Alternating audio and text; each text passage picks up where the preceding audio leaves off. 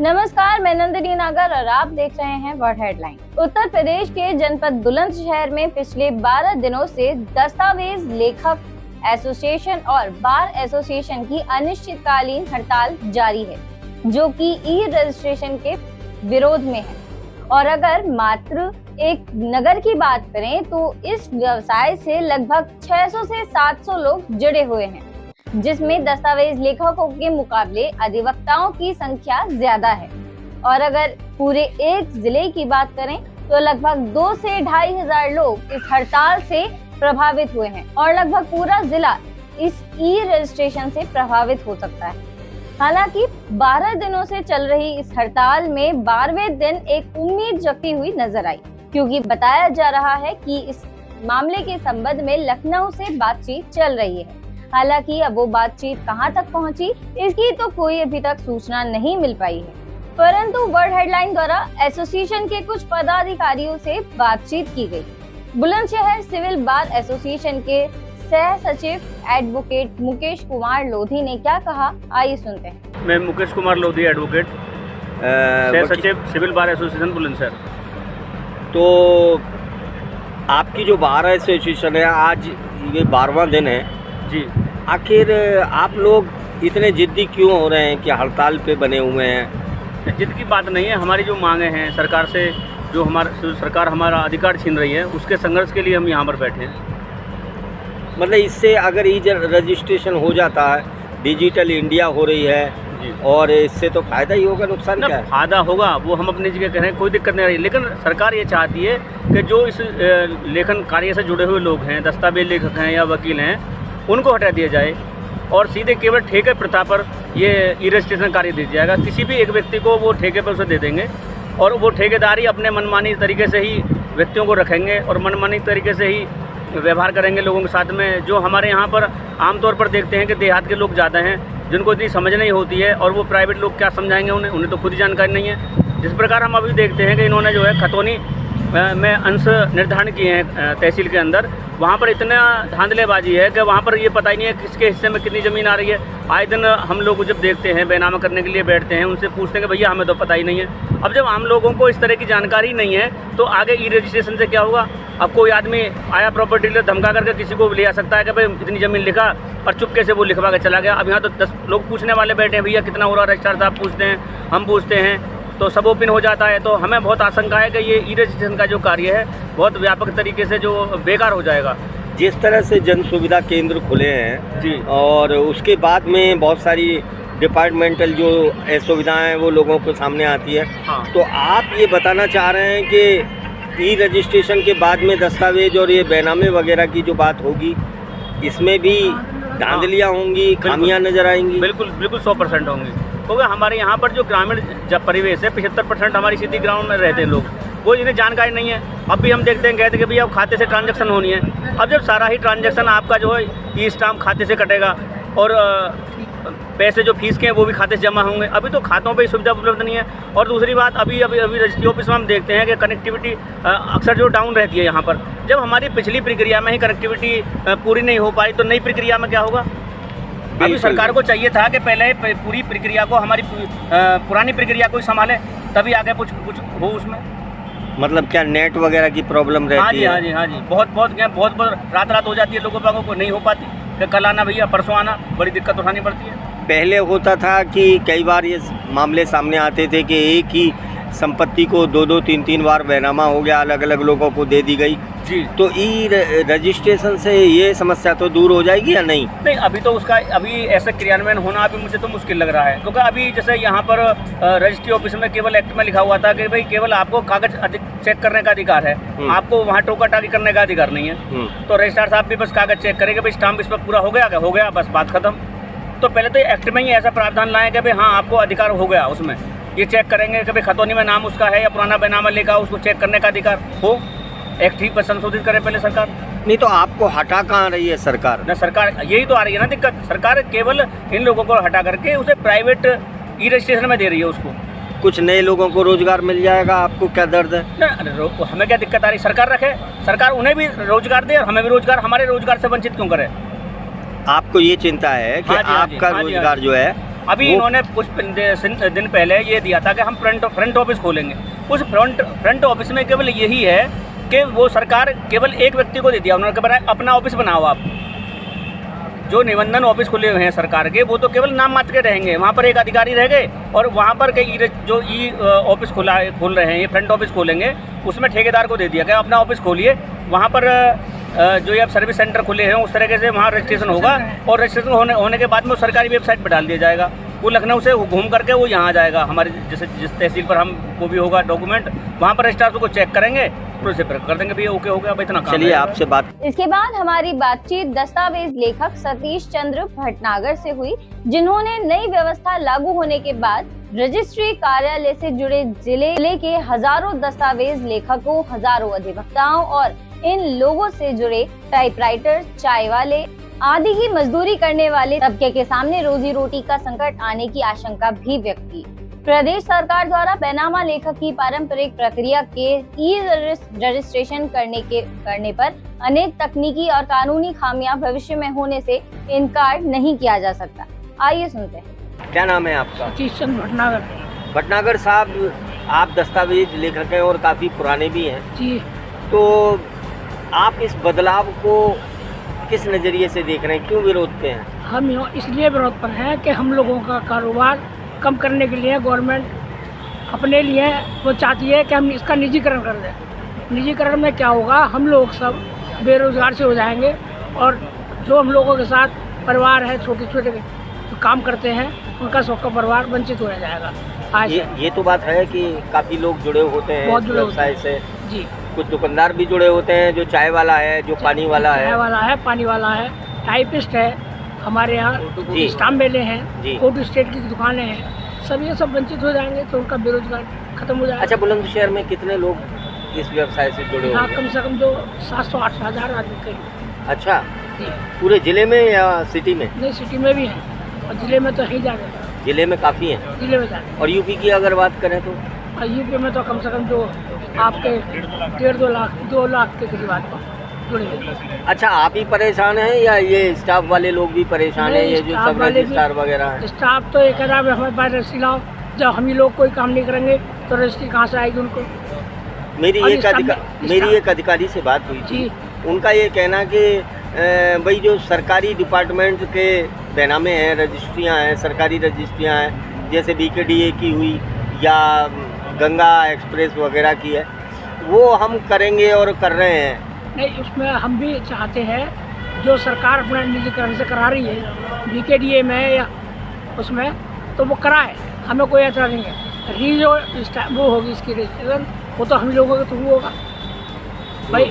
अगर आवास विकास परिषद हो या GD हो या BD हो, वो तो अपने कर देंगे, कोई परेशानी नहीं है, हमें उसका कोई विरोध नहीं करना है। और आज भी हमारे रजिस्ट्रेशन डिपार्टमेंट में ये जो प्राधिकरण की बेनामे हो रहे हैं, जो आपके कैरी ऑन के बेनामे हो रहे हैं, शादी ब्याह हम कराने देने, कोई ऐतराज़ नहीं कर रहा हमारे यहाँ। वर्ड हेडलाइन द्वारा इस धरने में शामिल हुए महेंद्र कुमार वर्मा, जो कि दस्तावेज लेखकों के पूर्व प्रदेश पदाधिकारी रहे हैं और बेनामा दस्तावेज के वरिष्ठ जानकार हैं। उन्होंने बताया कि बेनामा दस्तावेज लेखक सिविल कानून के अंतर्गत आने वाली प्रक्रिया है, जिसमें सरकार द्वारा बिना किसी योजना और नीति के बदलाव करने के बाद गंभीर कानून अड़चने आने की आशंका है। लेखकों की रोजी रोटी के भावी संकट पर भी चिंता जताते हुए महेंद्र वर्मा ने चिंता व्यक्त की। तो आइए सुनते हैं। सर, आप बताइए, क्या नाम है आपका? मेरा नाम है जी महेंद्र कुमार।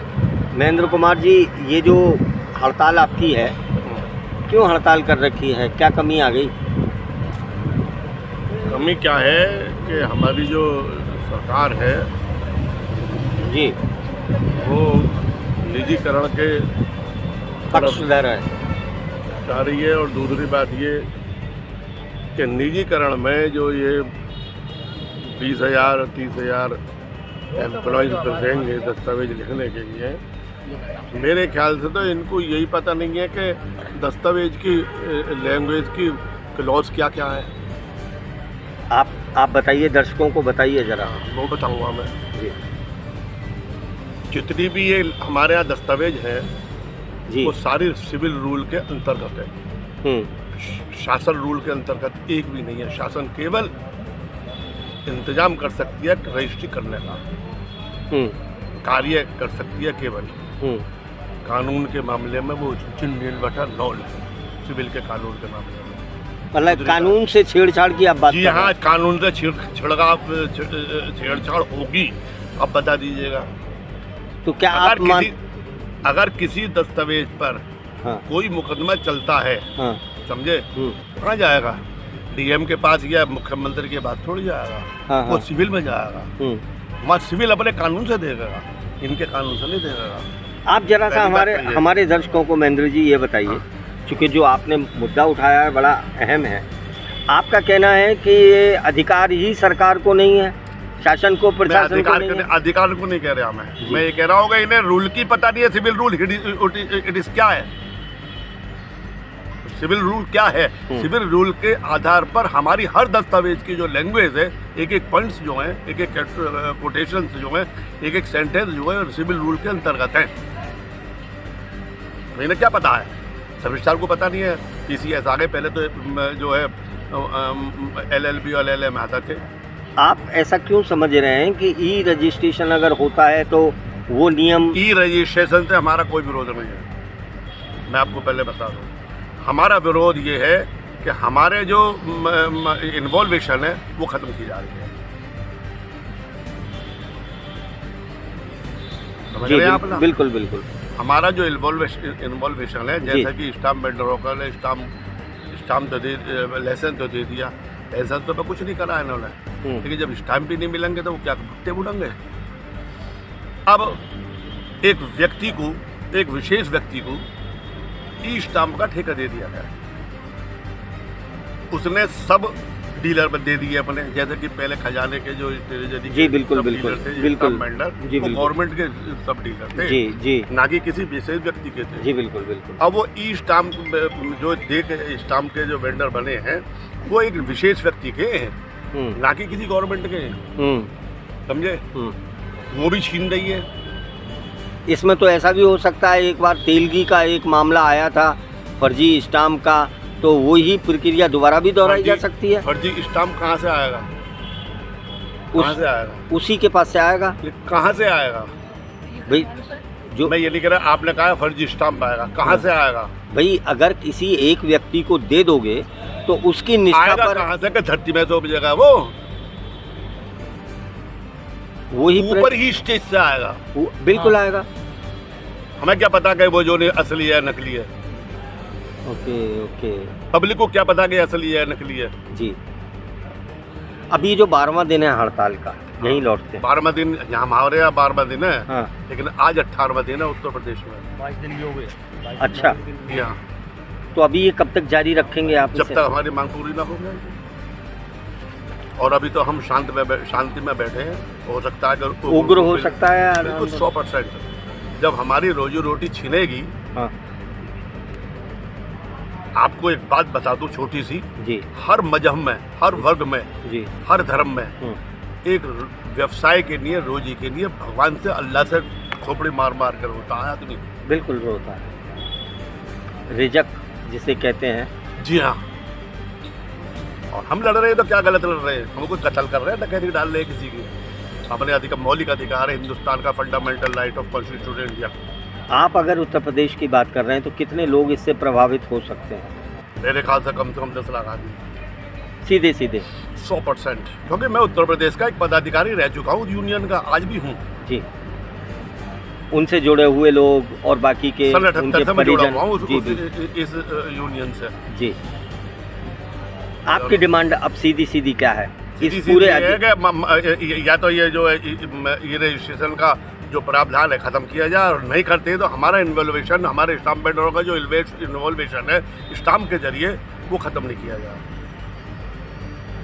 यानी कि आपने इसको पेचीदगी। देखिए मैं बताऊँ एक छोटी सी और बात बताना चाहता हूँ। जी जी। सबसे पहले जिस वक्त ऑनलाइन का प्रक्रिया चालू हुई थी, हाँ हाँ, जब भी ऑनलाइन जो में हमारा कॉलम कटा हुआ था, हम लोग लड़े, बहुत अच्छी तरीके से लड़े थे जी।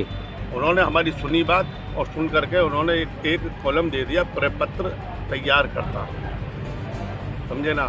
सन 1908 में ये एक्ट बना है, रजिस्ट्रेशन एक्ट, उसमें साफ लिखा हुआ है डीड राइटर जो नियुक्त किए गए दस्तावेज लेखक, समझे, सिविल से नियुक्त कर गए, यहाँ से नहीं हुए, या तो अब आया है तो डीएम के हाथ में, इससे पहले सिविल के हाथ में था।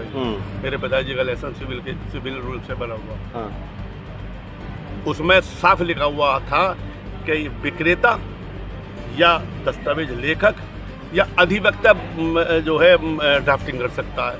हाथ से जो लिखती थी दस्तावेज वो मुखिर लिखता था या फिर दस्तावेज लेखक लिखता था, उनको राइट थे, वो आज तक बरकरार है जी। अभी पिछले दिनों मैंने ये जो है ऊपर भेजी अपनी बात कि भाई हमारा अधिकार कैसे छीन सकते हैं आप। अगर ये ई जो प्रक्रिया है, ई रजिस्ट्रेशन की जो प्रक्रिया है, ऐसा तो नहीं हो सकता सरकार की सारी बात गलत है, इसमें सुधार। मैंने ये कब कही है कि सारी बात गलत है? आपने नहीं कहा, इसमें कुछ अच्छाई भी होगी। देखिए, अच्छाई की तो ये है कि एक दुल्हन का जिस वक्त मुंह उघड़ता जब पता चले कैसी है। एक छोटी सी बहुत कड़वी बात कह रहा हूँ, अभी तो घूंघट पड़ा हुआ, क्या पता अंदर क्या है, आगे समझ में आपको? बिल्कुल बिल्कुल। जब तक हमारे सामने परफॉर्मा वो नहीं आएगा, इससे पहले हम क्या कह सकते हैं इसमें कमी क्या है, क्या ना, पब्लिक के लिए क्या कमी है और ऑनर के लिए क्या कमी है। परफॉर्मा आप देखने कोई तैयार नहीं हो रहे, तो हमारे पास कोई आएगा जब भी तो देखेंगे हम। चलिए, मध्य प्रदेश, उत्तर प्रदेश व अन्य कई बीजेपी शासित राज्यों में रजिस्ट्री विभाग में ई रजिस्ट्रेशन लागू करने पर हड़ताल, धरने और प्रदर्शन हो रहे हैं। अगर उत्तर प्रदेश की बात करें तो इस हड़ताल से सरकार को हर दिन करोड़ों के राजस्व का नुकसान उठाना पड़ सकता है। इंटरनेट कनेक्टिविटी और विभाग में कर्मचारियों की कमी के चलते सरकार की उक्त योजना आधी अधूरी और बिना सोच विचार के लागू करने के आरोप सरकार पर लग रहे हैं। मध्य प्रदेश के दस्तावेज लेखकों ने हाई कोर्ट भोपाल में याचिका दायर कर न्याय की गुहार लगाई है। वहीं उत्तर प्रदेश में भी बेनामा दस्तावेज लेखक और संबंधित अधिवक्तागण निकट भविष्य में हाई कोर्ट इलाहाबाद का रुख करते नजर आ रहे हैं। इस हड़ताल का क्या हल निकलता है ये तो वक्त ही बताएगा, लेकिन फिलहाल इस खबर में अभी बस इतना ही। इस खबर पर आपके क्या विचार सुझाव हैं, कमेंट जरूर करिए। साथ ही खबर को लाइक करिए, शेयर करिए। देखते रहिए वर्ल्ड हेडलाइन। मैं नंदिनी नागर, नमस्कार।